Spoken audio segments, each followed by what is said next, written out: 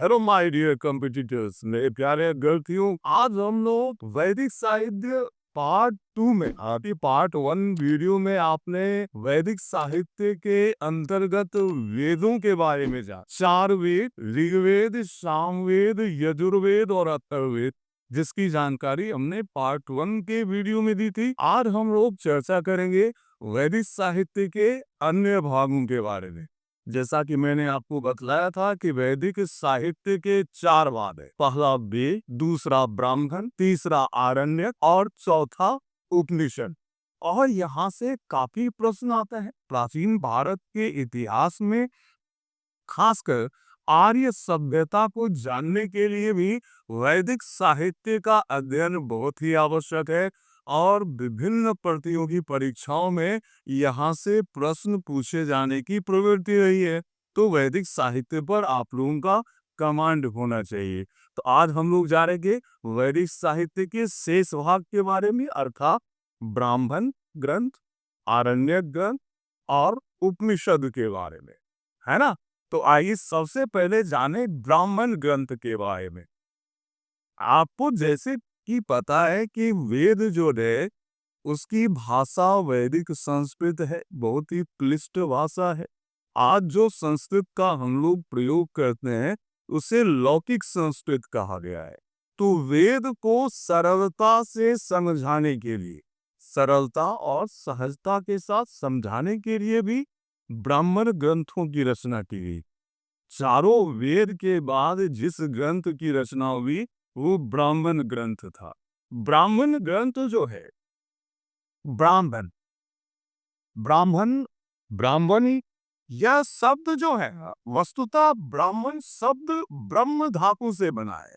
ब्रह्म से ब्राह्मण की उत्पत्ति हुई है और ब्रह्म का मतलब होता है ज्ञान। ब्रह्म का मतलब होता है ज्ञान। तो ब्राह्मण ग्रंथ को हम वेद पर लिखा गया टीका भी कह सकते हैं। इसलिए हर एक ब्राह्मण ग्रंथ जो है वो किसी न किसी वेद के साथ जुड़ा हुआ है ना। और मैंने आपको बताया कि वेद को सरलता से समझाने के लिए भी ब्राह्मण ग्रंथों की रचना हुई। और हम लोग देखेंगे कि जैसे कि पहला वेद है ऋग्वेद। ऋग्वेद के साथ जो ब्राह्मण ग्रंथ जुड़ा हुआ है वो है ऐतरेय ब्राह्मण, ऐतरेय ब्राह्मण और कौशितकीय ब्राह्मण। कौशितकीय ब्राह्मण, ऐतरेय ब्राह्मण बहुत ही महत्वपूर्ण ब्राह्मण है और खासकर जो ऋग्वेदिक काल में थ्योरी ऑफ किंगशिप है, राजत्व के सिद्धांत के बारे में, राजतंत्र के विषय में बहुत ही महत्वपूर्ण जानकारियां हमें ऐतरेय ब्राह्मण से प्राप्त होती है। तो ऐतरेय ब्राह्मण और कौशितकीय ब्राह्मण, जिसको सांख्यान भी ब्राह्मण भी कहते हैं, ये दोनों ब्राह्मण जो है वो ऋग्वेद से जुड़ा हुआ है ना। इसी तरह यजुर्वेद की अगर हम बात करें, यजुर्वेद की बात अगर हम करें, यजुर्वेद यजुर्वेद से जुड़ा हुआ ब्राह्मण है शतपथ ब्राह्मण। शतपथ ब्राह्मण ये बहुत ही महत्वपूर्ण ब्राह्मण ग्रंथ है, शतपथ ब्राह्मण, है ना। और इसके अलावे तैत्तरीय ब्राह्मण, तैत्तरीय ब्राह्मण, ये दो ब्राह्मण ग्रंथ जो है वो यजुर्वेद से जुड़े हुए हैं। ऋग्वेद से जुड़े हुए हैं ऐतरेय ब्राह्मण और कौशितकीय ब्राह्मण, यजुर्वेद से जुड़े हुए हैं तैत्तरीय ब्राह्मण और शतपथ ब्राह्मण। उसी तरह सामवेद के साथ जुड़े हुए हैं पंचविश ब्राह्मण, षड्विश ब्राह्मण, छांदोग्य ब्राह्मण, तान्य ब्राह्मण, है ना। तो सामवेद के साथ जुड़ा हुआ है पंचविश ब्राह्मण, षड्विश ब्राह्मण, तान्य ब्राह्मण, छांदोग्य ब्राह्मण है।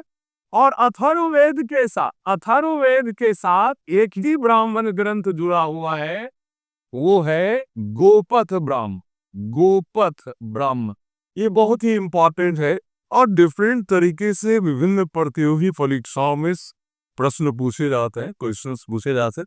पूछ सकता है आपसे कि गोपथ ब्राह्मण किस वेद से जुड़ा है, या तैत्तरीय ब्राह्मण किस वेद से जुड़ा है, कौशितकीय ब्राह्मण किस वेद से जुड़ा है, या ऐतरेय ब्राह्मण किस वेद से जुड़ा है। इस तरह के प्रश्न भी पूछे जाते हैं और अवधारणा यहाँ भी क्लियर होनी चाहिए। अब ये प्रश्न अक्सर पूछा गया, चाहे वो यूपीएससी हो या स्टेट पीसीएस हो, बीपीएससी हो, कि वेद के बाद किस साहित्य की रचना हुई? तो वेद के बाद ब्राह्मण की रचना हुई, ब्राह्मण के बाद आरण्यक की रचना हुई, और आरण्यक के बाद उपनिषद की रचना हुई, है ना। वैदिक साहित्य के 4 ही भाग है। तो इस तरह से भी प्रश्न आते हैं। तो आपने जाना कि ब्राह्मण ग्रंथ क्या है और कौन सा ब्राह्मण ग्रंथ किस वेद के साथ जुड़ा हुआ है। तब हम लोग आगे जाने कि अगला जो वैदिक साहित्य का भाग है वो है आरण्यक। बहुत ही महत्वपूर्ण है आरण्यक। और ये आरण्यक शब्द जो है, ये आरण्यक शब्द जो है वो अरण्य से बना है स्टूडेंट्स। अरण्य जिसका अर्थ होता है जंगल, फॉरेस्ट, वाइल्ड। और इससे यह स्पष्ट होता है कि जो भी आरण्यक है उसकी रचना जो है वो जंगलों में हुई, वन में हुई, है ना। और यहाँ एक बात ध्यान रखने की बात यहाँ पे आती है कि वैदिक साहित्य में यह पहला ग्रंथ है जहाँ हमें रहस्यवादी ज्ञान का प्रवेश मिलता है। अर्थात ये दर्शन से संबंधित भी है। रहस्यवादी ज्ञान के बारे में पहली बार चर्चा जो है वो आरण्यक के माध्यम से मिलती है। वेद के बाद ब्राह्मण लिखा गया, ब्राह्मण के बाद आरण्यक की रचना हुई। हर एक वेद से जुड़ा हुआ आरण्यक भी है जिसकी चर्चा हमको करनी है। तो आरण्यक में आइए हम लोग देखें, जैसे ऐतरेय आरण्यक। ऐतरेय आरण्यक, ऐतरेय आरण्यक जो है वो ऋग्वेद से जुड़ा हुआ है। ऐतरेय आरण्यक ऋग्वेद से जुड़ा हुआ है। बृहदारण्यक आरण्यक शुक्ल यजुर्वेद से जुड़ा। यजुर्वेद के 2 भाग है, मैंने बताया तो, शुक्ल यजुर्वेद और कृष्ण यजुर्वेद। तो बृहदारण्यक आरण्यक जो है वो शुक्ल यजुर्वेद से जुड़ा हुआ है। तैत्तरीय आरण्यक कृष्ण यजुर्वेद से जुड़ा हुआ है। मैत्रायणी आरण्यक कृष्ण यजुर्वेद से जुड़ा हुआ है। और छांदोग्य आरण्यक सामवेद से जुड़ा हुआ है। अथर्ववेद से जुड़ा हुआ कोई भी आरण्यक ग्रंथ नहीं है। यह प्रश्न आज तक नहीं पूछा गया है, पूछा जा सकता है किसी भी प्रतियोगी परीक्षाओं में। आरण्यक ग्रंथ गुप्त जो है वो अथर्ववेद से जुड़ा हुआ हमें नहीं मिलता है ना। और रहस्यवादी ज्ञान की शुरुआत भी आरण्यक से, है ना। दर्शनों से संबंधित जो पहली पुस्तक की रचना हुई वो आरण्यक। आइए अब हम लोग वैदिक साहित्य के अंतिम भाग की ओर चले, है ना। मैंने बताया था कि वैदिक साहित्य के 4 भाग हैं। वेद, उसके बाद ब्राह्मण, उसके बाद आरण्यक, और अंत होता है उपनिषद से। अंत होता है उपनिषद से। उपनिषद, उपनिषद, है ना। और चूंकि वैदिक साहित्य का अंत होता है उपनिषद से, इसलिए उपनिषद को हम वेदांत भी कहते हैं। वेदांत का मतलब वेद जोड़ अंत। चूंकि वैदिक साहित्य का यहाँ अंत होता है। और उपनिषद जो है ना, ये एक ज्ञान मार्गी रचना है। ज्ञान मार्गी रचना, ये दर्शन से संबंधित पुस्तकें हैं। उपनिषद 3 शब्दों से मिलकर बना है। उपनिषद जो है वो 3 शब्दों से मिलकर बना है। उप मतलब निकट, नियर, समीप। उप नी मतलब निष्ठापूर्वक, निष्ठापूर्वक। सर मतलब बैठना, है ना। उपनिषद 3 शब्दों से मिलकर बना। उप मतलब निकट, नियर, समीप। नी मतलब निष्ठापूर्वक, सद मतलब बैठना। जो ज्ञान गुरु के निकट निष्ठा पूर्वक बैठ कर ग्रहण किया जाता है उसे उपनिषद कहा गया। और उपनिषद जो है यहाँ से धारा बदलती है, ब्राह्मण धर्म की या सनातन धर्म। उपनिषद वस्तुतः एक ज्ञान मार्गी रचना है ना। और उपनिषदों में बहुदेववाद, यज्ञ, कर्मकांड, इसकी निंदा की गई है ना। इनका मानना है कि ईश्वर एक है जो पर ब्रह्म है और वो यत्र तत्र सर्वत्र विद्यमान है। सारी सृष्टि की जो उत्पत्ति हुई है वो पर ब्रह्म से हुई है। और पर ब्रह्म जो है वो निराकार भाव में है, उनका कोई आकार नहीं है। यह संदेश देता है उपनिषद। यज्ञ की आलोचना की जाती, बहुदेववाद की आलोचना की गई। मुंडकोपनिषद में यज्ञ की तुलना फूटी हुई नाव से की गई।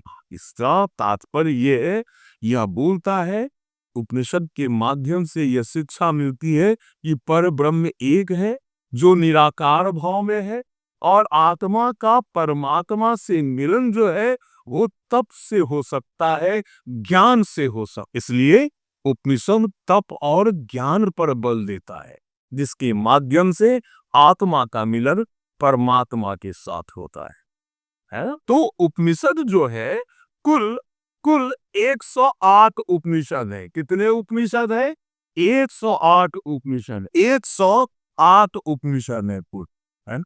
अगर यह प्रश्न पूछा जाए कि सबसे प्राचीन उपनिषद कौन है, सबसे प्राचीन, तो सबसे प्राचीन उपनिषद का नाम आप सबों को पता होना चाहिए। उसका नाम है नृसिंह पूर्व तपानी। नृसिंह पूर्व तपानी सबसे प्राचीनतम उपनिषद का नाम है। अकबर के समय तक उपनिषदों की रचना हुई। अकबर के समय अल्लोपनिषद की रचना हुई थी। अल्लोपनिषद मुगल काल में, अल्लोपनिषद जो है वो मुगल काल में अकबर के समय इस उपनिषद की रचना हुई। शंकराचार्य वेदांत दर्शन के उपनिषद के महान ज्ञाता थे।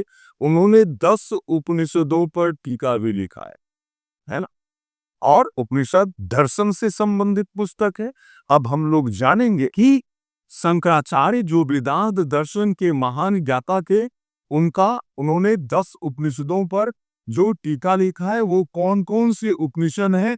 तो ये है, पहला ईशोपनिषद, दूसरा केन उपनिषद, तीसरा कठोपनिषद, चौथा प्रश्न उपनिषद, पांचवा मुंडकोपनिषद, छठा मांडुक्य उपनिषद, सातवां तैत्तिरीय उपनिषद, आठवां ऐतरेय उपनिषद, नौवां छांदोग्य उपनिषद और 10वां बृहदारण्यक उपनिषद। तमाम उपनिषदों में सबसे बड़ा उपनिषद जो है वो बृहदारण्यक उपनिषद जो है वो सबसे बड़ा उपनिषद है। तो आपने जाना सबसे प्राचीनतम उपनिषद के बारे में, जिसका नाम है नृसिंह पूर्व तपानी। अकबर के समय में जो लेटेस्ट उपनिषद अकबर के समय में रचित हुआ था, जिसका नाम है अल्लोपनिषद। और अगर सबसे विशाल उपनिषद की हम चर्चा करें तो वो है बृहदारण्यक उपनिषद। यहाँ से काफी प्रश्न पूछे जाते हैं, है ना? अब हम लोग जाने कि कौन उपनिषद जो महत्वपूर्ण उपनिषद है, उसकी ही जानकारी आप लोगों की होनी चाहिए। नॉर्मली एक पॉइंट जो अक्सर यहाँ से प्रश्न पूछा जाता है कि भागवत गीता,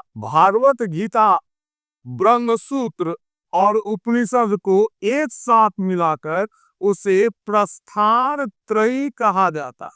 यह अक्सर प्रश्न विभिन्न प्रतियोगी परीक्षाओं में पूछा गया है। प्रस्थान त्रयी क्या है? तो उपनिषद, ब्रह्म सूत्र और भागवत गीता, इन तीनों को मिलाकर हम उसे प्रस्थान त्रयी कहते हैं, है ना? और ऋग्वेद से जुड़ा हुआ 10 उपनिषद है, शुक्ल यजुर्वेद से जुड़ा हुआ 19 उपनिषद है, कृष्ण यजुर्वेद से जुड़ा हुआ 32 उपनिषद है, सामवेद से जुड़ा हुआ 16 उपनिषद है और अथर्ववेद से जुड़ा हुआ 31 उपनिषद है। ये आप लोग एक डाटा यहाँ से आप कलेक्ट कर सकते हैं, है ना? लेकिन सबसे जरूरी है कुछ महत्वपूर्ण उपनिषद जो है वो किस वेद से जुड़ा हुआ है, ये जानकारी आपको होनी चाहिए। जैसे ऐतरेय उपनिषद जो है वो जुड़ा हुआ है ऋग्वेद से। बृहदारण्यक उपनिषद, जिसके बारे में बताया था मैंने कि सबसे बड़ा या विशाल उपनिषद जो है वो बृहदारण्यक उपनिषद है, ये यजुर्वेद से जुड़ा है। इस उपनिषद तो कोई यजुर्वेद से जुड़ा है। तैत्तिरीय उपनिषद, कठोपनिषद, श्वेताश्वर उपनिषद और मैत्रेयी उपनिषद, ये कृष्ण यजुर्वेद से जुड़ा हुआ है। वास्कर उपनिषद, छांदोग्य उपनिषद, केन उपनिषद, ये सामवेद से जुड़ा हुआ है। मुंडकोपनिषद जो काफी फेमस है, क्यों है ये मैं बताऊंगा। आम भारतीयों के बीच मुंडकोपनिषद और मांडुक्य उपनिषद, प्रश्न उपनिषद, ये तीनों उपनिषद जो है वो अथर्ववेद से जुड़े हुए हैं। तो ये भी आप लोगों को पता होना चाहिए। अब हम लोग चलें, जो कुछ महत्वपूर्ण बातें जो उपनिषदों में लिखी हुई मिली है, जैसे अहम ब्रह्मास्मि, मैं ही ब्रह्म हूं, है ना। इस तरह की जो उक्ति है ये कहाँ से लिया गया है? ये अक्सर क्वेश्चन पूछा गया है। अहम ब्रह्मास्मि ये लिया गया है बृहदारण्यक उपनिषद से। तत्त्वमसि अर्थात तू ही ब्रह्म है, ये लिया गया है छांदोग्य उपनिषद से। छांदोग्य उपनिषद से प्रज्ञानम ब्रह्म अर्थात चेतना ही ब्रह्म है, चेतना ही ब्रह्म है, यह बात लिया गया है ऐतरेय उपनिषद से। अयम आत्मा ब्रह्म अर्थात आत्मा ही ब्रह्म है, ये लिया गया है मांडुक्य उपनिषद से। ये बहुत ही फेमस उक्ति है, सत्यमेव जयते, है ना, जो कि आपके राष्ट्रीय चिन्ह के नीचे भी लिखा हुआ मिलता है ना। सत्यमेव जयते ये लिया गया है मुंडकोपनिषद से। सत्यम शिवम सुंदर, सत्यम शिवम सुंदरम ये लिया गया है मांडुक्य उपनिषद से। खरविदम ब्रह्मा, खरविदम ब्रह्मा ये लिया गया है छांदोग्य उपनिषद से। खरविदम ब्रह्मा यह लिया गया है छांदोग्य उपनिषद से। खासकर सत्यम शिवम सुंदरम, सत्यमेव जयते, खलविदम ब्रह्म, ये तीन उक्ति जो है अक्सर विभिन्न प्रतियोगी परीक्षाओं में पूछा गया है। ये आप लोगों को भी यह जानकारी होनी चाहिए। तो इस तरह से हम लोगों ने उपनिषदों के बारे में जाना, और यही वैदिक साहित्य का अंत हो जाता है। इसलिए तो उपनिषद को वेदांत दर्शन भी कहते हैं। उपनिषद नॉर्मली दर्शन से संबंधित पुस्तक है, जहां बहुदेववाद, यज्ञ, कर्म कांड इत्यादि की निंदा की गई है ना। ईश्वर को एक माना गया है, जिसको परब्रह्म कहा गया है, जो यत्र तत्र सर्वत्र विद्यमान है। सारी सृष्टि की उत्पत्ति इस परब्रह्म से ही हुई है, और आत्मा का परब्रह्म से मिलन कैसे संभव है? वो किसी यज्ञ से संभव नहीं है, कर्मकांड से संभव नहीं है, बल्कि तप और ज्ञान से संभव है। यह संदेश हमें उपनिषदों के माध्यम से मिलता है। आज वैदिक साहित्य का इस वीडियो में अंत हो गया। मतलब हम लोगों ने वेद के बारे में भी जाना, चारों वेदों के बारे में, उसके बाद ब्राह्मण ग्रंथ के बारे में जाना, उपनिषद के बारे में जाना, आरण्यक के बारे में जाना, है ना। वैदिक साहित्य का अंत तो यहाँ माना गया है, लेकिन वैदिक साहित्य से रिलेटेड और भी साहित्य है, जिसकी चर्चा हम लोग अगले वीडियो में करेंगे, जिसमें हम लोग उपवेद की चर्चा करेंगे। हर एक वेद से जुड़ा हुआ उपवेद है, उसकी चर्चा करेंगे। वेदांग की चर्चा करेंगे, वेद जोड़ अंग, ऑर्गन्स ऑफ वेदांग, वेदांग 6 वेदांग है जिसकी चर्चा करेंगे। सद दर्शन की भी चर्चा करेंगे, प्राचीनतम दर्शन है जिसको सद दर्शन कहा गया है, उसकी भी चर्चा करेंगे। पुराण की चर्चा करेंगे। जब इतनी चर्चा होगी तो हम लोग महाभारत, रामायण की भी चर्चा करेंगे अगले वीडियो में। आप लोगों को वीडियो कैसा लगा इसके बारे में निश्चित रूप से हमें बताएं। हमारे चैनल को सब्सक्राइब करें। हमारा उद्देश्य ही आपके सफलता के मार्ग को आसान बनाना है। निश्चित रूप से हमारी वीडियोस को देखिए। खासकर जो रिमोट एरियाज में हमारे स्टूडेंट्स रहते हैं, वो बड़े शहरों में नहीं जा पाते, तो ऑनलाइन क्लास के माध्यम से वो हमसे जुड़े, हमें खुशी होगी। हमारा उद्देश्य यही है, और हमसे लाभान्वित हो आप लोग। और कोई भी सुझाव हो तो हमें निश्चित रूप से बताएं, और हमारे चैनल को सब्सक्राइब करें। हौसला अफजाई हम लोगों की भी होती है, एक गुरु की भी, जब आप लोग सफल होते हैं, सफलता के मार्ग की ओर प्रशस्त होते हैं। तो इस वीडियो को यही समाप्त करते हैं। अगले वीडियो में बहुत जल्द ही मिलेगा। तब तक के लिए धन्यवाद। Thank you.